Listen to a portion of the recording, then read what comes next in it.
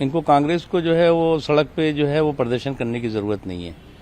कांग्रेस के नेताओं को, नेता तो इनके यहाँ एक ही दो हैं, चाहे राहुल जी हों, प्रियंका जी हों, उनको मम्मी जी के घर से निकलकर मनमोहन सिंह जी के घर तक पदयात्रा कर लेनी चाहिए।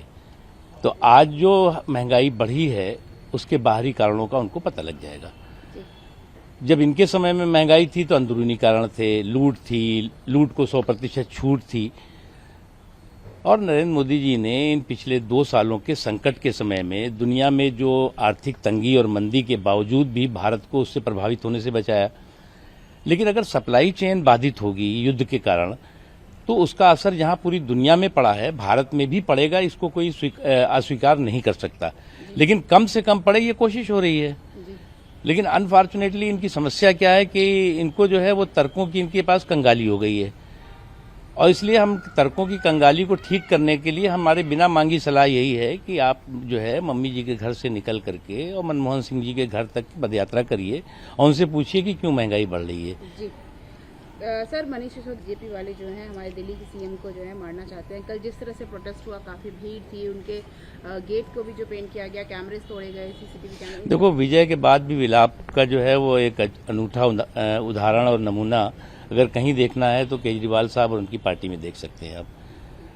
आप जो है वो प्रदर्शन कोई करेगा तो कहेंगे कि हमें मारना चाहते हैं, फिर आपकी गड़बड़ी होगी, गड़बड़ झाला होगा तो कहेंगे साहब हमारे जो पीछे जो है वो एजेंसीज लग गई हैं।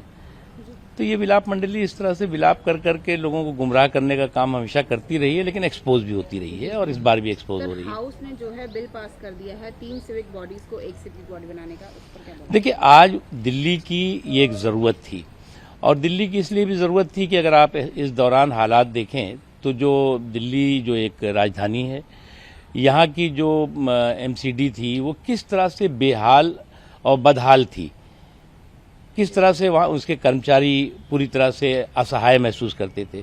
ये जो निर्णय अमित शाह जी ने किया है, मोदी जी की सरकार ने किया है, वो निश्चित तौर से दिल्ली की बेहतरी के लिए है और दिल्ली को बेहतर बनाने की दिशा में महत्वपूर्ण भूमिका निभाएगी। सर, आखिरी मुझे कहना है कि जो भी बीजेपी के अगेंस्ट बोलता है उन्हें बीजेपी अरेस्ट कर लेती है। ये इनकी विंडिक्टिव पॉलिटिक्स है, इस तरह का एटीट्यूड नहीं चलेगा।